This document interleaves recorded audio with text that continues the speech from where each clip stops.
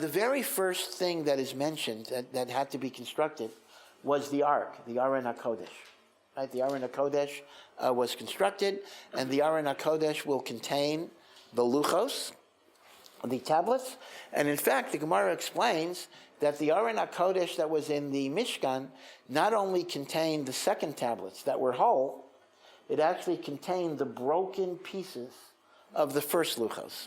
Luchot v'shivrei luchot. Munachot bi'aron. The Gemara then derives a very, very beautiful lesson from this. It says, if you have a great Talmid Chacham who has forgotten his learning due to age, dementia, senility, you must still honor him and respect him, for even the broken luchot that no longer contained the Torah were given a place of honor. And this goes back to a kind of a mystical idea that the Torah does not just enter the brain. The Torah that a person learns enters their soul.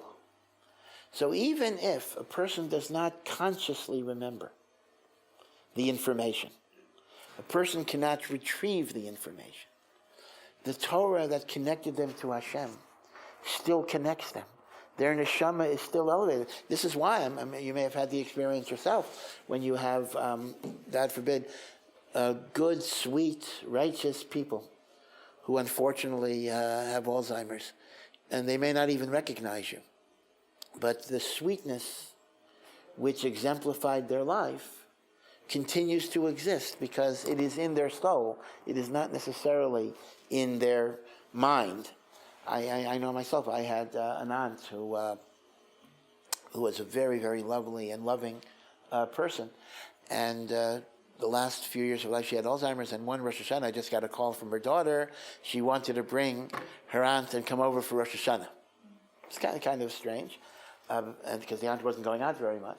And they showed up for Rosh Hashanah, and I don't think my aunt recognized me. I don't think she knew who I was. Maybe occasionally there are glimmers of recognition, but she insisted on clearing the table and washing the dishes, and the sweet person that she had always been when she was well, she continued to be sweet even when she was impaired. And that's kind of the Talmid Chacham who forgets his learning is still a repository of the Torah.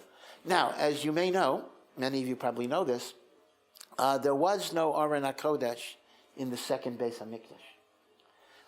The Aron HaKodesh and the Luchos only existed in the first Beis HaMikdash. And what happened was, Yoshio HaMelech, one of the last righteous Jewish kings before Nebuchadnezzar came and destroyed the temple, had the Aron HaKodesh removed from the Beis HaMikdash and put into some, Raiders of the Lost Ark, put into some subterranean chamber under the Temple Mount, in order that the Umot HaOlam would never gain access to the Aron HaKodesh. According to our Masorah, it is still there to this very day. And occasionally we have stories over the years of various people finding it, and usually the stories don't end very well, so don't look for it, and the like. So on Yom Kippur, when the Kohen Gadol went to the Kodesh HaKodashim, he put incense between the staves of the ark. But in the second Beis HaMikdash, there was no ark. There was no luchos. All there was the foundation stone, the outcropping of rock from which God made the earth, the Even Shesiyah, and the incense was placed on the Even Shesiyah. As you know, there's a lot of debate. Where exactly is the Kodesh HaKodashim and that's connection to the Dome of the Rock, right? Islam has one identification, but Judaism, different people identify it differently. Take the tour, you can see all the different views about that. But the one thing that is very, very clear is there was no Aron HaKodesh in the Bayis Sheni. There was only the Even Shesiyah. And as far as we know, the Aron HaKodesh was never, unlike the menorah in the famous Arch of Titus, the Aron HaKodesh was never taken by the Umos HaOlam, and that still contains the Luchos and the Shivrei Luchos, as well as a Sefer Torah that Moshe Rabbeinu himself wrote. So 3 things are in the Aron: Luchot, Shivrei Luchot, and a whole Sefer Torah. Moshe Rabbeinu, on the last day of his life, wrote 13 Sefer Torah. One was put in the Aron HaKodesh, and 12 each was given to a tribe. Of course, they ask a famous question on this. Tosas and Menachos asks a very, very, very good question. You know, we have a Masorah that 3 righteous people died Shabbos afternoon. That's why after Mincha on Shabbos, we say Tzidkos Chatzedek, we acknowledge the righteousness of God's judgments. It says, Yosef HaTzadik died Shabbos afternoon, Moshe Rabbeinu died Shabbos afternoon, and David HaMelech died Shabbos afternoon. So Tosas asked the obvious question, how could Moshe write 13 Sifrei Torah on the last day of his life? The last day of his life, Zayin Adar, was Shabbos. You can't write on Shabbos. So Tosas gives an amazing halachic answer. Obviously, to write 13 Sifrei Torah in one day is a supernatural miracle. Tosfos says you are allowed to do malacha on Shabbos through supernatural means if you have that ability. The Torah prohibits human activity. The Torah does not prohibit supernatural activity. Now, so anyone that, you know, if you're a Shomer Shabbos Jew at Hogwarts, at Harry Potter, whatever it is, you might be allowed to do all sorts of stuff on Shabbos. The Kli Yakar points out a very interesting thing. When it comes to the Aron, we have an unusual prohibition. Actually, this is not the Kli Yakar, this is the Chavetz Chaim. Kli Yakar I'll get to in a moment. One of the prohibitions is that the Aron is, you have poles that are inserted in rings attached to the Aron, and the Aron is carried on the shoulders of the Levites, 2 Leviim in front, 2 Leviim in the back. Actually, Chazal actually say that the Aron actually carried them, but nevertheless, it looks like they're carrying the Aron. And these are called Badei HaAron, the staves or the staffs of the Aron. And the Torah says that even when the Aron is at rest in the Mishkan, you are not allowed to remove the staffs of the Aron from the Aron. And this is serious law. The Gemara says in Maseches Makos, he who removes the poles of the Aron from the Aron when it is at rest gets 39 lashes. It is a negative commandment. Lo yasuru mimenu. Now you might wonder, what's the big deal? I'll put in the poles when I need to carry the ark, and I'll take out the poles when I put the ark down. Like, what is this? The Torah says there's a negative commandment. I mean, you know, we only have 613 commandments. You know, you'd think we're going to squander one of those commandments on something like this. What is the message here? So the Chavetz Chaim says, a very beautiful message. The Chavetz Chaim says the message is that we know that the ark represents Torah learning. It's the repository of Torah learning. The poles are that which support the ark in transit. And therefore, it represents the idea of Yisachar and Zevulun. We know the famous Chazal that Yisachar was the son of Yaakov and the tribe that devoted themselves to Torah learning, and Zevulun engaged in commerce and business in order to support the learning of Yisachar. And the Torah considers Zevulun to be an equal partner with Yisachar in all of Yisachar's endeavors. And therefore, when Yisachar gets rewarded by God for all of his Torah learning, Zevulun is going to be there as well. And that's the lesson. Those poles that carried the Aron in all of its journeys, even when the Aron comes to rest, they will not be removed from the Aron. They will share in that rest. They will share in that reward. They will share in that repose. That is the message of the Yisachar Zevulun partnership, the mitzvah of supporting Torah. Of course, the Vilna Gaon writes that supporting Torah has really 2 different components. There is the financial support of Torah, but there is also the emotional support of Torah, the notion of, I could write a check to somebody and say, don't bother me, take the check and get out of here. But there's kind of an emotional support in which you convey to the person that this is an important activity. This is something I machshav. This is something I respect. I'm not going to talk tonight about controversial issues of balancing Torah study versus service in the army. These are very, very important and vital issues, and people can come out many, many different ways on these issues. I don't mean to take sides on this at all. But whatever your position on the army is, certainly a religious Jew believes learning Torah is vitally important, and people who learn Torah should be not just financially supported in some way, one way or the other, but should also be given the emotional chizuk, that what they're doing is something that's important. What they're doing is something that matters to the world, and matters to Klal Yisrael, and matters to Eretz Yisrael. And that's the idea of Yisachar and Zvulun. Now, the Kli Yakar then makes a further observation. For all of the utensils of the Mishkan, the verb that is always used is v'asisa. You, singular, you shall make. Now, although Hashem is talking to Moshe, Moshe didn't make it, but Bezalel made it. But the concept is that Bezalel is like your shaliach. The Aron HaKodesh is the only Kli where it says v'yasu, they shall make. Who is the they? So the Kli Yakar says there's a beautiful remez here. The Rambam says there are 3 aristocracies in Am Yisrael. 3 crowns of distinction. There is the crown of Kahuna, if you're a Kohen. There is the crown of Malchus, the crown of royalty. And there's the crown of Torah. The difference between them is the crown of Kahuna is limited to a certain family. If you're from Aaron, you're a Kohen. If you're not from Aaron, you're not a Kohen. You cannot buy yourself in any way. Malchus also belongs to Shevet Yehuda, David HaMelech. The only crown that is available to everybody, that is totally democratic, is the crown of Torah, in which every single person can acquire the crown of Torah. And that's what it says, V'yasu, they make, everybody makes. Everybody can have a chelik in Torah. This is the great democratization.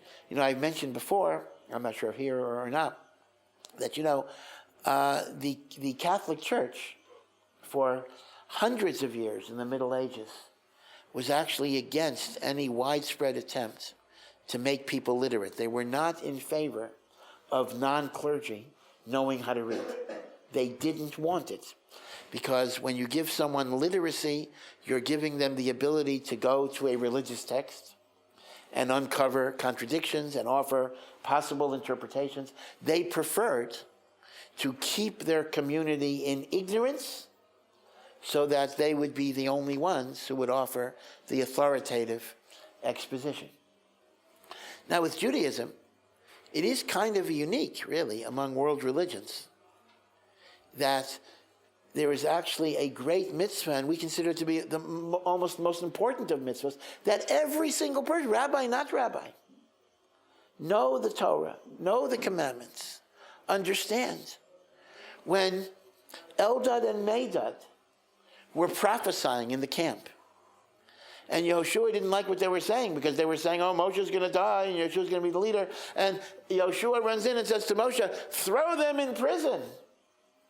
Moshe said, Halavai, if only all of the nation of God would be prophets. Right? I don't want to be the only prophet. I don't want to be the only rabbi. I don't want to be the only Talmid Chacham. We want a nation where everybody is empowered. Everybody is enabled. And that is the great democratization.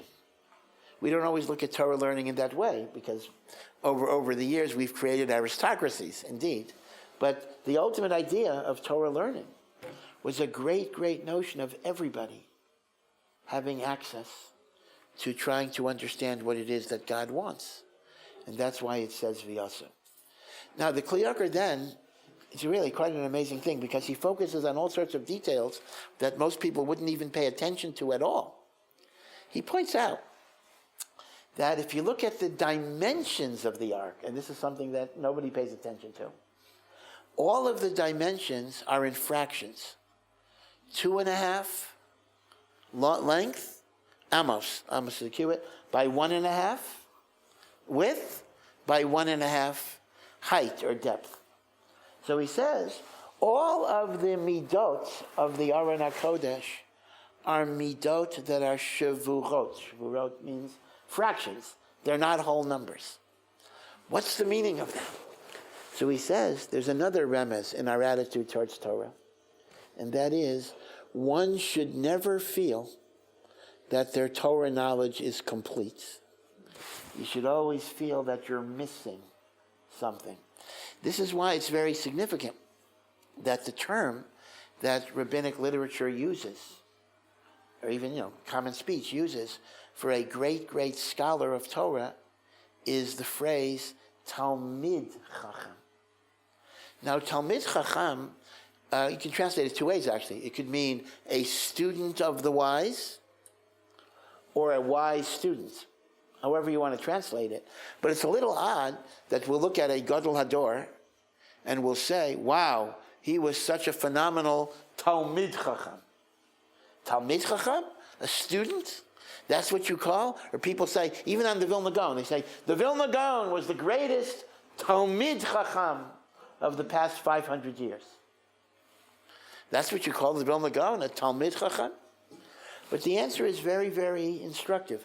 Even common speech in Hebrew conveys some interesting lessons. That the essence of greatness is that you're always a student. You don't say, I have it. You continue to learn. They tell a story, I'm from New England, so this is a story from a small community. I don't want to identify it because the story is a little bit of Lashon Hara. But there was a great rabbi who spent most of his career in Cincinnati. This was Rabbi Eliezer Silver. You may have heard of him. He was a big Talmid Chacham, one of the Gedolei Hador. He was involved in Holocaust rescue. In fact, there are a lot of pictures of him wearing a U.S. Army uniform after the war, going to the displaced persons camps in Europe. But the story goes that his first position, he came to the United States in the 1920s. And his first position was in a small New England town. And legend has it that he was fired from that position because the president didn't like the fact that he was using up the electricity in the synagogue at night. And when he said, well, I'm at night in the synagogue learning Torah, the president said, that proves my point. I thought we hired a rabbi who finished his education. We're not here to have you pay while you're learning on the job.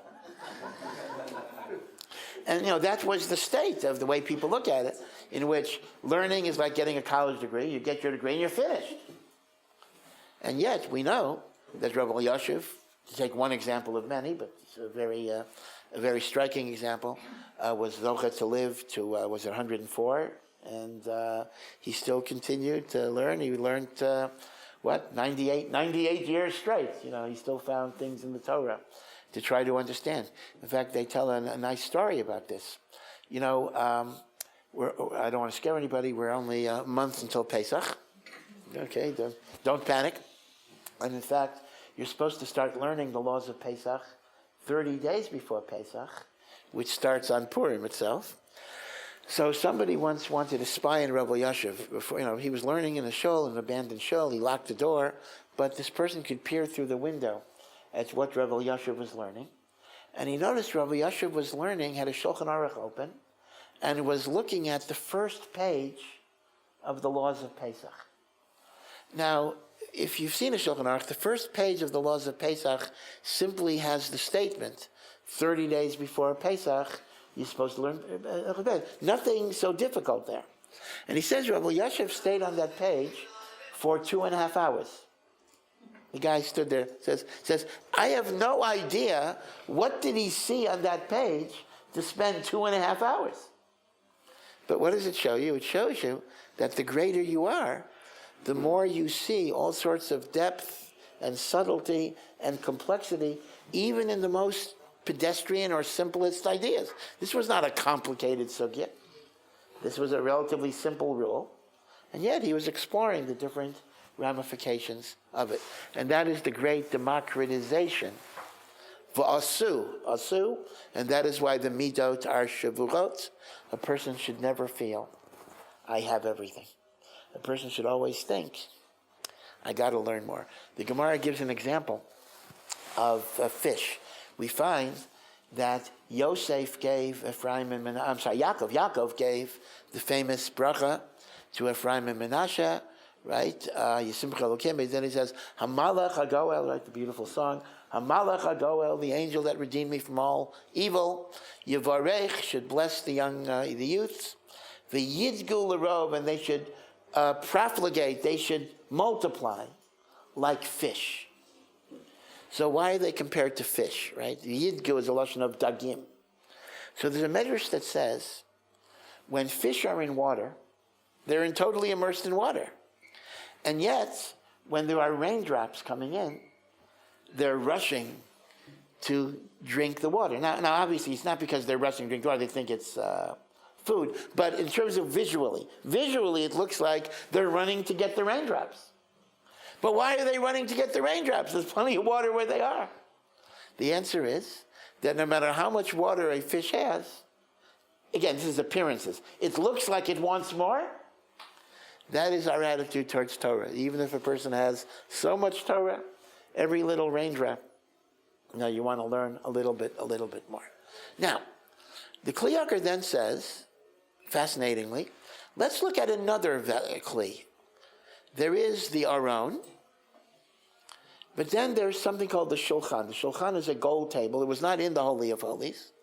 It was outside of the Holy of Holies. And the Shulchan was a gold table. And what was the avoda? Every single Shabbos, Friday, they would bake 12 loaves of bread, non-chametz. They're called chalos, but they were actually like lafas. They were not chametz. And the 12 loaves would be put on the golden table.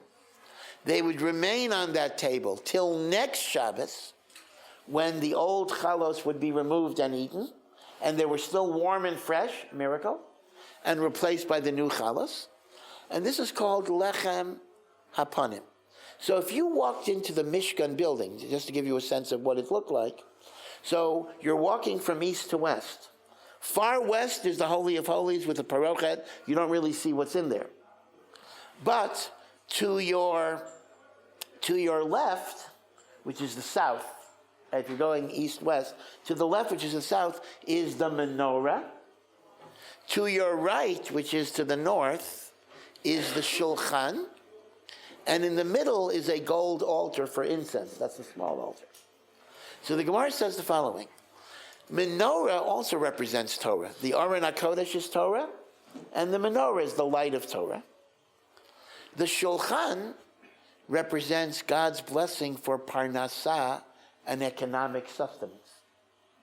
So the Gemara derives a lesson from here. If you want to pray for wisdom, you should turn to the south, because the menorah is to the south. If you want to pray for parnasah, you should turn to the north, because the shulchan is to the north. Now, this is a problem really, because the chara, what do you mean north-south? We have a single direction that we always face. That is, if you're not in Yerushalayim, you face towards Yerushalayim. And if you're in Yerushalayim, you face towards the Kodesh HaKadoshim. So what do you mean north-south? I mean, wherever you are, you have to orient yourself towards Jerusalem.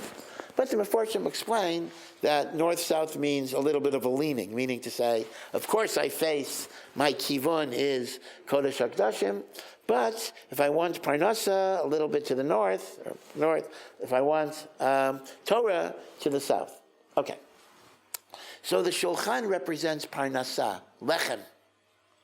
So here the Kli Yakar points out that in the Shulchan, we find a mixture of whole midot and fractions.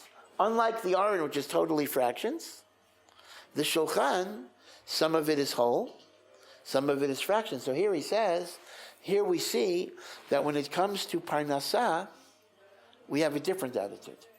The wholeness represents Samech B'chalko, Ezeo Ashir, who is a wealthy person. He was happy with his lot. When it comes to Parnasah, I shouldn't want more than I have. I should try to habituate myself to whatever Hashem gives me. That is the notion of wholeness. Be happy with what you have. So why is there a fraction? The fraction is a musar to a person don't fully indulge your lusts, meaning to say, there should be part of you that doesn't go all the way with everything that you want to do, right? So the point of all of this is that every single detail has a lot of meaning, a lot of teachings, many, many different messages are being conveyed.